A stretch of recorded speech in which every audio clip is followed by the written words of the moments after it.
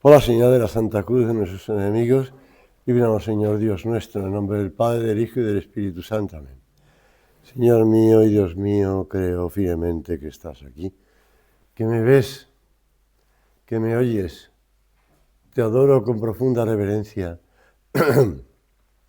Te pido perdón de mis pecados y gracia para hacer con fruto este rato de oración. Madre mía Inmaculada, San José, mi Padre y Señor, Ángel de mi guarda, interceded por mí.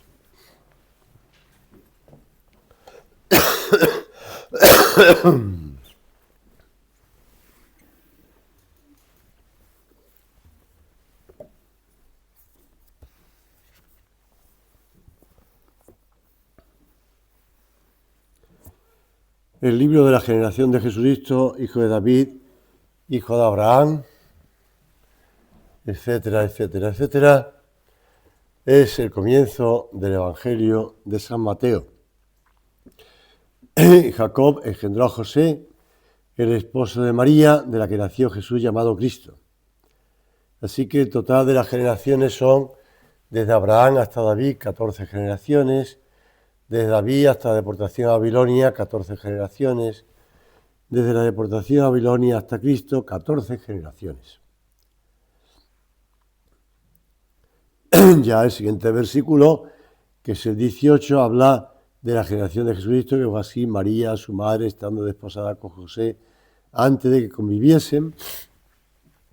Pero nosotros nos fijamos en el Evangelio de hoy. Las 14 generaciones que van pasando desde Abraham pues hasta David, desde David hasta la deportación de Babilonia y de la deportación de Babilonia hasta Cristo. Evidentemente están jugando, como los judíos tienen la gematría, que es un método que asigna a cada palabra un número. Y David, estamos hablando de texto masorético, es decir, sin vocales, de Dalet, Va, Dalet, que son 4 más 6 más 4, 14, 24, digo 14, pero no sé sumar. 4, 6, 4. Por tanto, está queriendo dejar claro que Jesús es de descendencia de David y de descendencia real. Es un modo de explicar de Cristo de dónde viene. Pero a nosotros eso, evidentemente, nos importa porque nos está ayudando el Evangelio. Como dice el Papa Benito XVI, toma en la infancia de Jesús, en ese libro suyo sobre la infancia de Jesús, toma esto que hace el Evangelio de San Mateo y dice: 3 grupos de 14, un verdadero Evangelio de Cristo Rey, porque muestra el despliegue de la realeza de Dios en la historia hasta la llegada de Jesús. De este modo, el mismo listado de nombres proclama que Jesús es el Rey prometido, el centro y la meta de toda la historia bíblica. Y a nosotros a darle vuelta a estas ideas en nuestra meditación de hoy.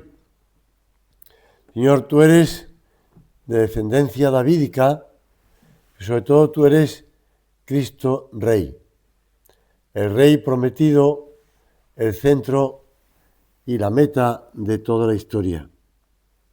Y nosotros seguimos con la historia, no acaba la historia con tu nacimiento simplemente, sino que continúa.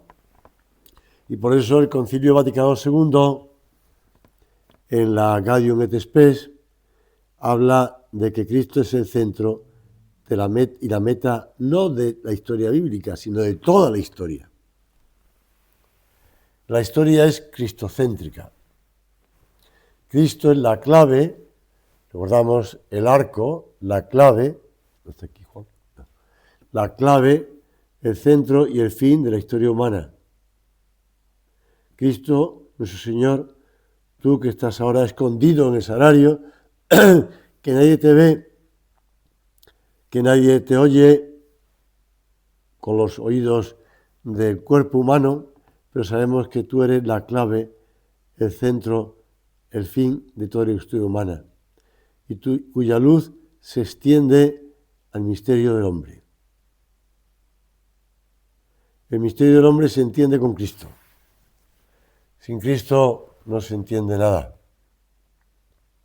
Por eso hay tanto, comprobamos, tanta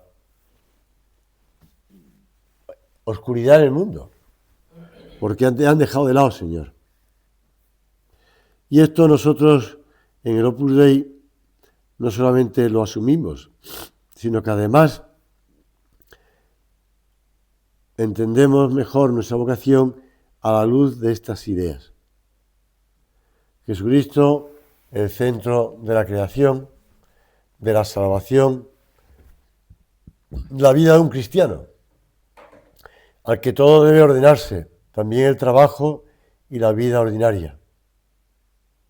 Ese instaurare omnia in Cristo. Et ego, si saltaro fuera terra, omnia tra ammeisum. Hemos de orientar el mundo hacia su fin propio, que es Dios mismo. Y ahí están los hombres y mujeres del Opus Dei, queridos por Dios, para poner a Cristo en el centro, en la cumbre de todas las realidades honestas, diría nuestro Padre, de la vida humana.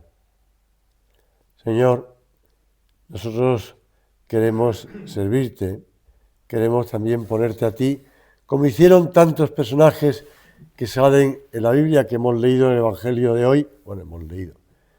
Hemos pasado por alto bastantes, ¿no? Pero como pues de la historia bíblica han servido a tu natividad, a tu nacimiento.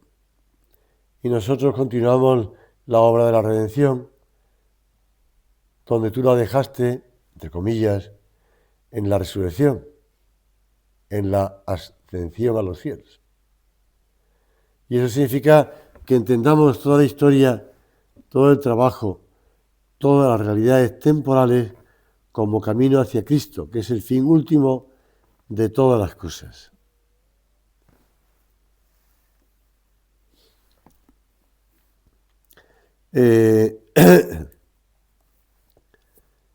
Sabemos que países que han sido durante decenios pues muy cristianos, con la llegada de la posmodernidad, si quieres, o de la sociedad actual, pues han convertido en países paganos, donde se han introducido las legislaciones contrarias a la vida humana, contrarias a la dignidad de la persona, contrarias a la fe católica. Pero en todos estos países vuelve a resurgir pues la fe católica con nueva vitalidad. Sí, pequeñas luces, pero con nueva vitalidad. Ayer me sorprendió porque llevo años, viendo como Polonia, por ejemplo, un país que ha sido muy católico, que ha dado muchas vocaciones al mundo, se ha ido empobreciendo, ha ido decayendo, e incluso se están imponiendo legislaciones contrarias a la vida humana, a la dignidad de la persona y a la fe católica, en la educación, etcétera, etcétera. Bueno, pues el otro día leí la noticia de que hay un renacer de vida cristiana, de vida de participación, la vida de oración, vida de asistencia a misa. Dice, pero no en otro sacramento, es decir, todavía no se está recuperando la confesión. Me llamó la atención la noticia, porque decía, no otros sacramentos. Evidentemente, si no sale la confesión, es que se refiere a otra cosa de la confesión. Pero en cambio en otros países como Francia, pues la confesión ya está sorprendiendo a unos y a otros, iba a decir otros nombres, porque está renaciendo la confesión. Y mucha gente joven, gente que va a misa todas las semanas, se está confesando con mucha frecuencia. Eso, bueno, son noticias que tú dices, Dios mío, qué grande eres, ¿no? Pero es la realidad, y pasa en Estados Unidos, pasa en Inglaterra, pasa, bueno, unas están tocando fondo y están empezando a subir. Poco a poco, sabiendo que los poderes del mundo se le oponen. No pasa nada. No pasa nada, sabemos que tenemos que luchar contra esos enemigos, pero más que luchar es contra nosotros mismos y con nuestras propias limitaciones.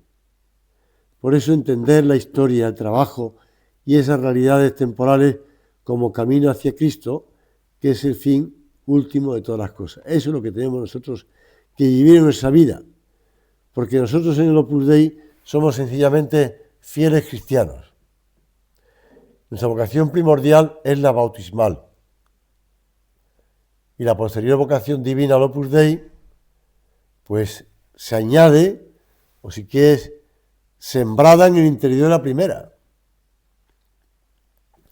Hijas y hijos míos, decía nuestro Padre, no olvidéis que tenéis una vocación íntegra de cristianos. Y podemos entender mejor y amar más lo que significa ser cristiano. Pues desde entonces nos sabemos llamados a esa identificación personal con Cristo. Es decir, a la santidad de vida y al apostolado. Como cualquier cristiano. Cristo es fuente de valor y de sentido para nuestra vida. No hacemos algo sobreañadido, no hacemos algo como al margen de, como selectos, ¿quieres? ¿No? Como, bueno, pues los primeros herejías estaban ahí, los gnósticos, no somos gnósticos. Es una frase que se ha utilizado con frecuencia en los últimos también quinquenios, por no decir decenio otra vez, ¿no? Los gnósticos. No somos gnósticos. Somos cristianos inmersos en la sociedad. Y Cristo es la fuente y valor y sentido de toda tu vida. Porque como tanto repetido nuestro Padre, hemos de ser alter Christus, ipse Christus. El mismo Cristo. Igual que cualquier bautizado.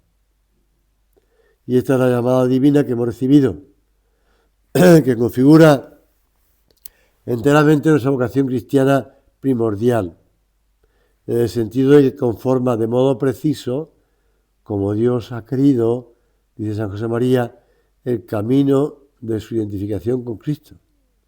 Es decir, tu búsqueda de la santidad y tu compromiso apostólico. Por la vocación divina nos sabemos requeridos por el Señor a hacer el Opus Dei con nuestra propia vida. Y sabemos también que para lograrlo hay que ser Opus Dei. Y eso con la idea esencial de la secularidad.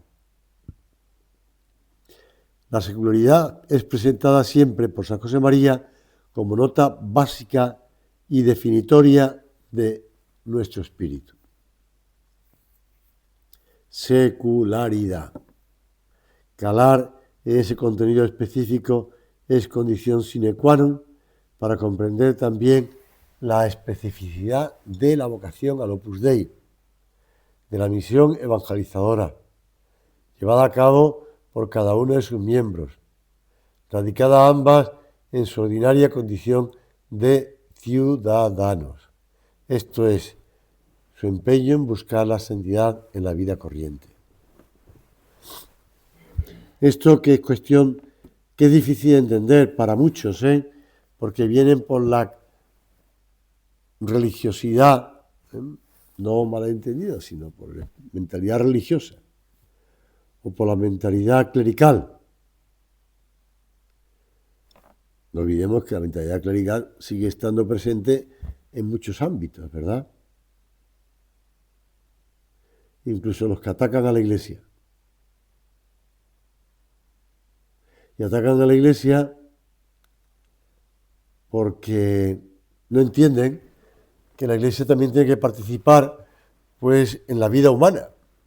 Y por tanto, en la preocupación por el bienestar material, social de las personas. Bueno, es lo que hay. Es el clericalismo malo también.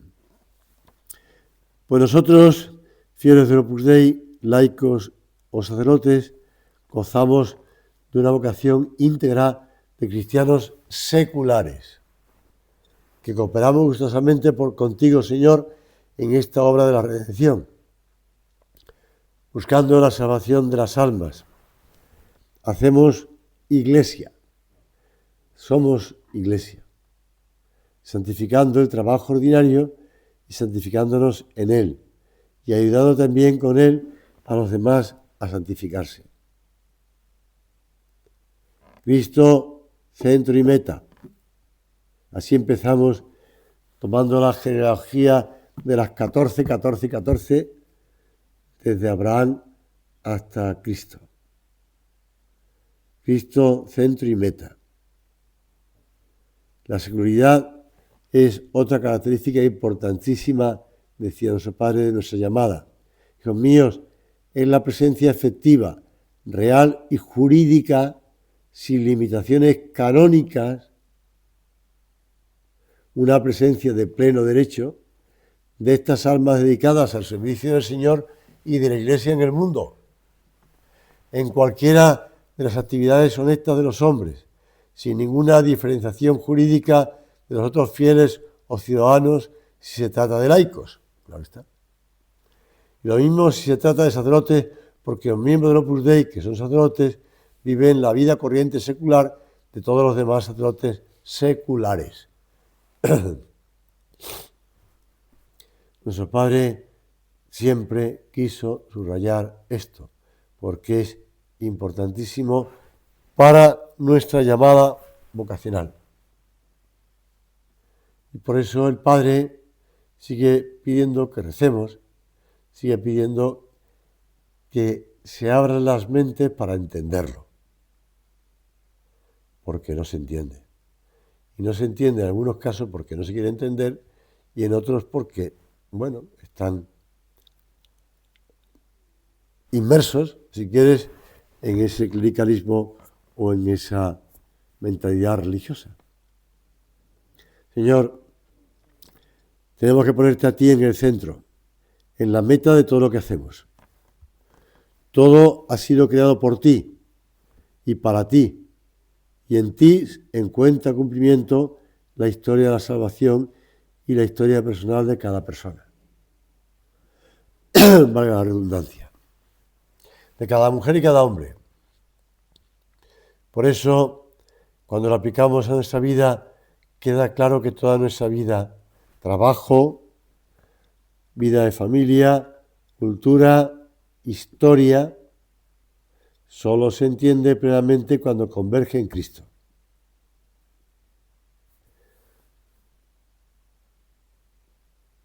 Acudimos al Evangelio. En cierta ocasión, varios miles de personas habían escuchado la predicación de Jesucristo. Y recordáis ya por dónde voy, ¿no? Y se habían saciado de los panes y de los peces que Él les había proporcionado, con tal abundancia que incluso habían sobrado una buena cantidad. Es de suponer el asombro que se apoderó también de los apóstoles y la alegría. Una vez más habían experimentado la cercanía del Señor. Señor, si quieres, de tus poderes.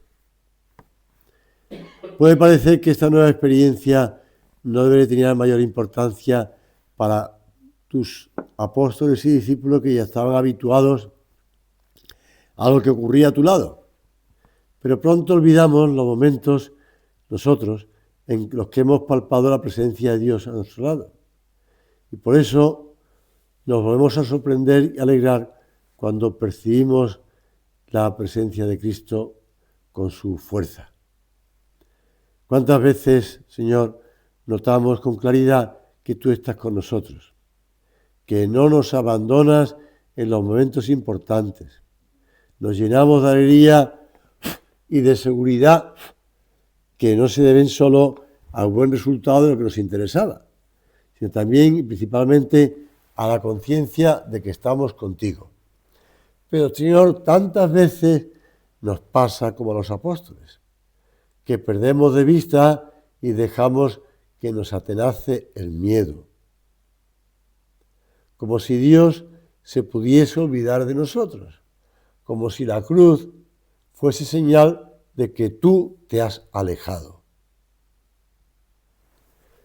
Porque después de despedir a la muchedumbre, Jesús pidió a los apóstoles que pasaran a la otra orilla del lago. Yo siempre pensaba que era la otra orilla.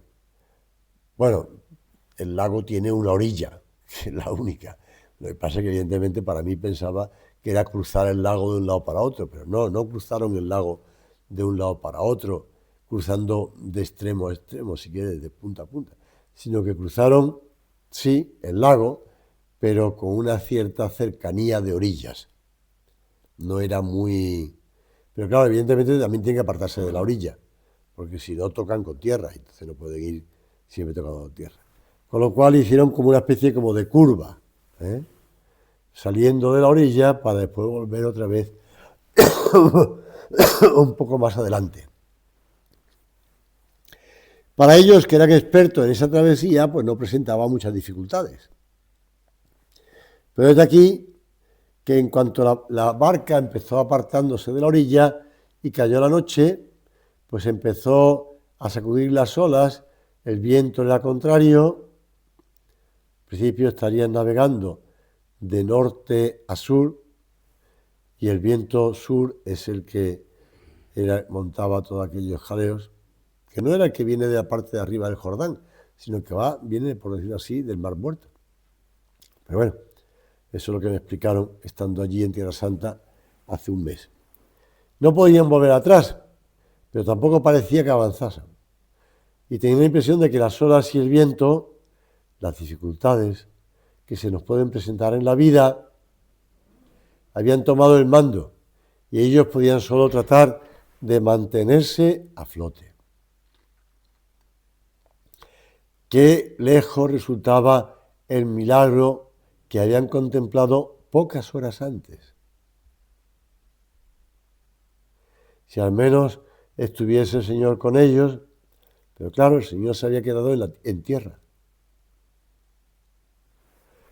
Sí, Señor, tú te habías quedado en tierra, pero no les habías perdido de vista. Como tampoco nos pierdes de vista a nosotros en ningún momento, tampoco nos dejas solos, no nos olvidas. Aunque tú y yo no lo supiéramos, desde el monte, Señor, tú contemplabas nuestras dificultades, nuestros esfuerzos, nuestras fatigas.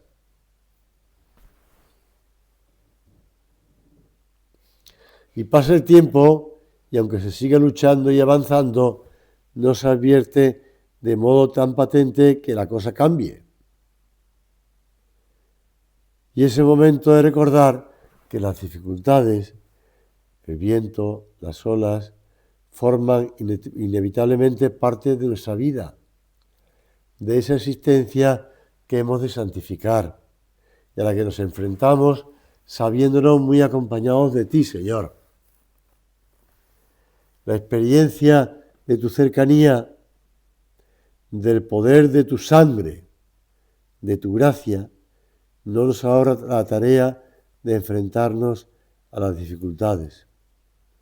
No podemos pretender que lo sensible de esa experiencia sea permanente. No podemos pretender que, puesto que estamos cerca de ti, los problemas no nos pesen.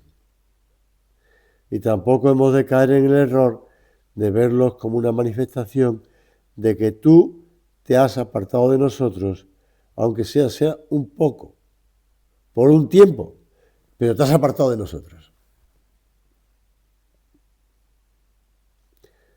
Pedro y los demás llevaban tiempo peleando con el viento y las aguas, con su propia angustia interior, y el Señor acude en su ayuda. Era de noche, no resultaba fácil reconocerle. El hecho era de por sí sobrecogedor, Pero además ellos estaban ya asustados. Y el miedo y el cansancio y la tristeza roba a quien lo sufre la serenidad y la claridad de juicio, si quieres de vista. Y el Señor se lo dijo: tened confianza, soy yo, no tengáis miedo. Y Pedro: Señor, si eres tú, manda que yo vaya a ti sobre las aguas. Esta conversación tiene su gracia, entre comillas, ¿no? Porque Pedro le plantea eso al Señor, es un poco sorprendente, ¿no? En vez de decir dentro de su miedo, bueno, pues Señor, pues calma esto ya. No, Señor, si eres tú, manda que yo vaya a ti sobre las aguas. De luego, ¿a quién se le hubiera ocurrido decirle eso, Señor? ¿Quién hubiera puesto esa prueba al Señor? Y a veces le ponemos pruebas al Señor. No, si es verdad que tú estás con nosotros, pues oye, que yo ande sobre las olas, ¿no? Señor, si es verdad que en medio de las dificultades, en medio de las contrariedades, en medio de tal, si es verdad que tú estás ahí, que yo pueda andar sobre las olas. Y el Señor le dice: bueno, pues si te empeñas, ven. Si me pones esa prueba, a veces te ponemos pruebas, Señor. A veces te pedimos que demuestre que eres tú el que estás junto a nosotros. Somos tan sorprendentes como Pedro, es decir, que no nos sorprenda, es decir, valga, que somos como Pedro. Te pedimos: oye, demuestra que eres tú. Demuestra que tú quieres el Opus Dei. Demuestra que tú nos has llamado. Demuestra que tú quieres cambiar el mundo. Que tú quieres salvar al mundo entero. Demuéstralo. Y se dice: pues venga andando, anda. Claro, el pobre Pedro, en cuanto se dio cuenta de que estaba andando claro, se lanzó, en plan loco, se lanzó, y en cuanto se dio cuenta de que estaba andando sobre el agua del mar, hombre, que tiene, bueno, no creo que en ese sitio tuviera tanta profundidad, pero que en el centro tiene 47 metros de profundidad ese lago, o ese mar de Galilea, ¿no? Que no es ninguna broma. No sé si tú sabes que son 47 metros de profundidad. Pues se asustó, claro, se asustó.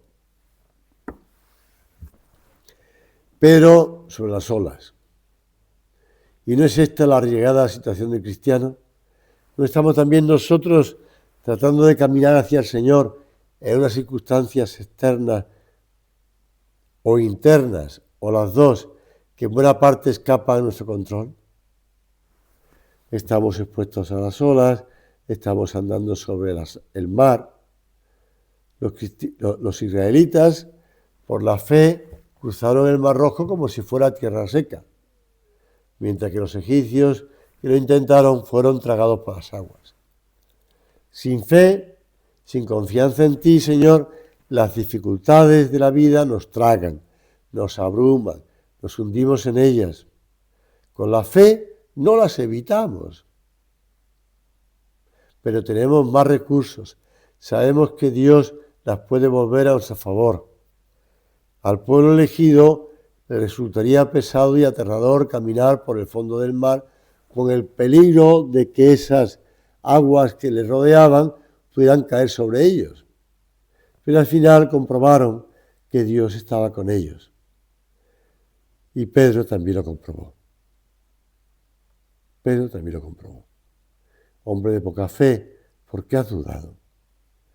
Verdaderamente la vida de por sí estrecha e insegura a veces se vuelve difícil, pero eso contribuirá a hacerte más sobrenatural, a que veas la mano de Dios, y así serás más humano y comprensivo también con los que te rodean. San Juan escribe en una de sus epístolas que en el amor no hay temor, sino que el amor perfecto echa fuera el temor, y el que teme no es perfecto en el amor. Y nuestro Padre nos gustaba decir así: el que tiene miedo no sabe querer. Terminamos este rato de oración. ¿Has visto a las madres de la tierra, dice nuestro Padre, con los brazos extendidos seguir a sus pequeños cuando se aventuran temblorosos a dar sin su ayuda de nadie los primeros pasos, no estás solo. María está junto a ti. No solamente tú, Señor, estás con nosotros, sino que tu Madre Santa María, que ha recibido tu encargo, está con los brazos extendidos, protegiéndonos para que no nos caigamos. Con ella, el alma, tú y yo, aprendemos a fiarnos de Dios.